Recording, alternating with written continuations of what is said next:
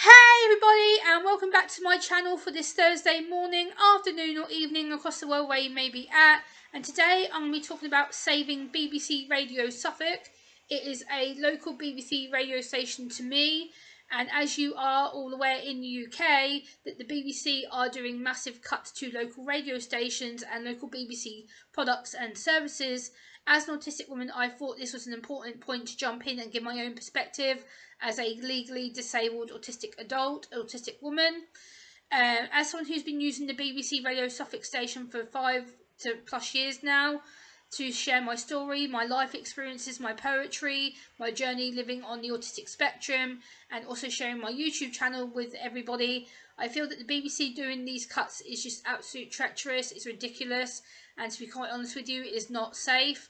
A lot of people like myself need the BBC Radio Suffolk staff, who are not just staff, they're not just journalists, they're not just reporters, they're not just people who report on local issues that matter to local people. They have become my friends.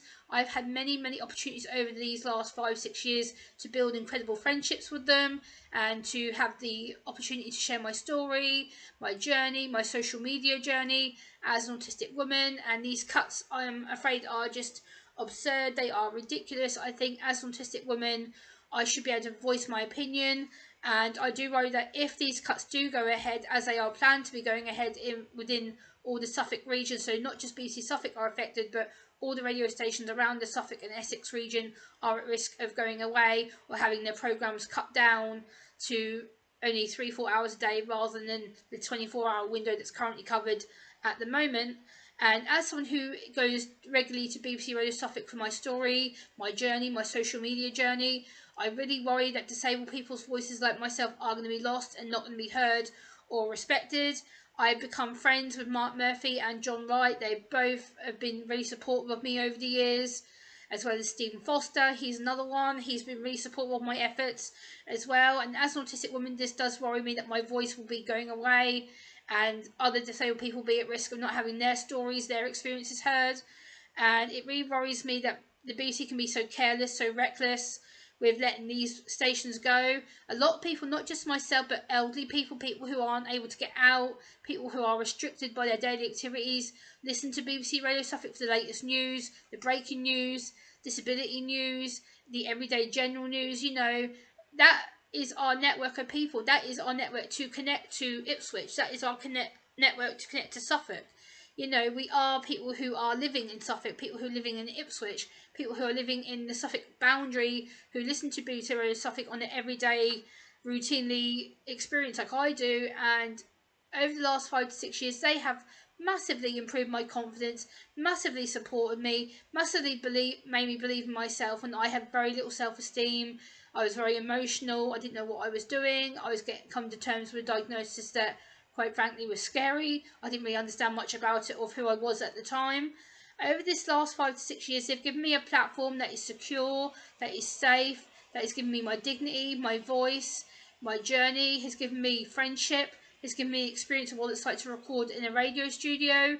And yes, it is anxiety provoking. Yes, don't get me wrong, I do get anxious. Yes, I do. But being part of that team, being part of them friendships, being part of that circle, having my voice heard, having my experiences heard, it really does help make me feel believed and encouraged and supported and dignified, and to raise the profile of autism in Ipswich, because let's face it, there hasn't really been much support for autism in Ipswich over the years that I'm aware of, and to share my story to potentially help others and potentially help many professionals who are in my area. It means the world to me to have my voice out there, to have my story, my poems helping and impacting the nation, impacting the community, making change with professionals, getting in touch with the local MP who also has tried to support me, also local people like the police who I've worked with in the past. You know, I want to be able to connect with them people again, and having that network at BBC Radio Suffolk really does help me out, because they are the voice that I need, they are the network that I need,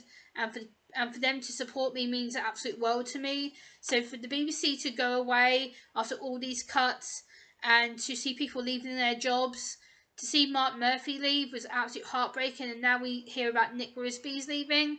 How many more people is it going to take before the BBC realises to not do these cuts? Enough is enough. Stop people leaving their jobs. Stop BBC Radio Suffolk being at risk.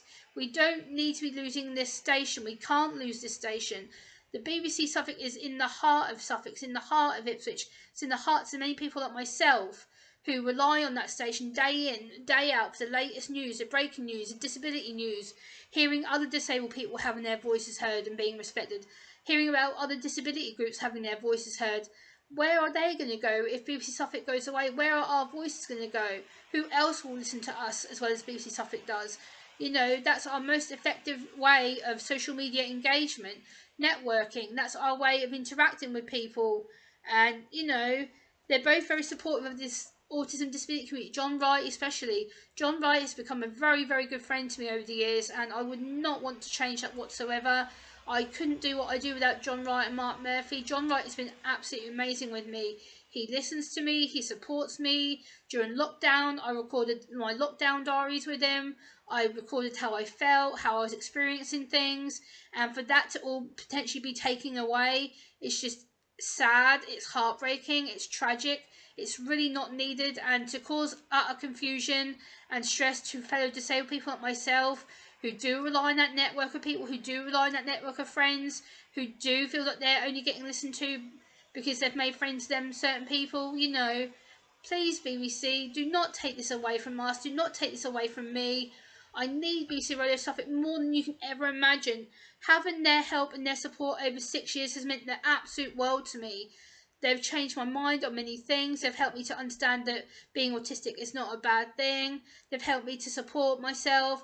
You know, they've helped me get my voice heard, my experiences out there. And without them, I would be voiceless. Without them, I wouldn't have the social media following I have. I wouldn't have the supporters on YouTube that I have, because them guys have pushed my YouTube channel and my Twitter feed so much out there that I've got so much big support now. I currently just hit my 4.7k on YouTube as of the day before yesterday. So, you know, without their support, without their friendship, without my voice being put out there on national media for all the masses to hear, like, my voice would go away. My campaigning wouldn't be as powerful and as effective as it is right now, thanks to John Wright and Mark Murphy and everyone at BBC Suffolk who has taken a stand and believed in me and supported me and followed my journey from the diagnosis to who I am now, living independently. Again, that's another thing, you know, they support my independent living. They've, you know, they help me to be independent and respected. Also, you know, I'm very lucky that I have the opportunities I do have with them, because they are people who mean the absolute world to me. Having that network in the local community, having such a big range of potential people that I'm reaching and educating and advocating for. I advocate for myself. Yes, I do. I advocate for myself all the time. But I'm potentially advocating for the people who don't speak up, who can't speak up because they're shy, or they don't know what to say, or they don't know the right words to use, or the right language to use. And, you know, I've been able to build myself up and do that. As an autistic adult, that means the world to me. Having the privilege to speak, to go down there and train them and educate them and build them friendships over 6 years, that is important to me. And to have all that potential taken away so quickly because the BBC think that we need to cut services and it's about money, is ridiculous. Please, BBC, I am begging you, do not take this radio station away from me or anyone else in my local community. We need them. We need the local news, we need the breaking news, we need the disability news especially. Disabled people matter, regardless if it's autism, ADHD, epilepsy, mental health disorders. You know, we all matter. We all have a voice. We all have a journey. We all have a story. And BBC Suffolk have helped me get my story out there on so many multiple occasions. I don't know what I would do without them. So please, guys, I implore you, do your own videos. If you're in Suffolk, if you're in Ipswich, if you're within the Suffolk boundary, I believe it goes up to Saxmundham or Leiston, the Suffolk boundary, please do your own videos to support these guys. They need our help. Thank you so much for listening and watching, and I will see you on the next one.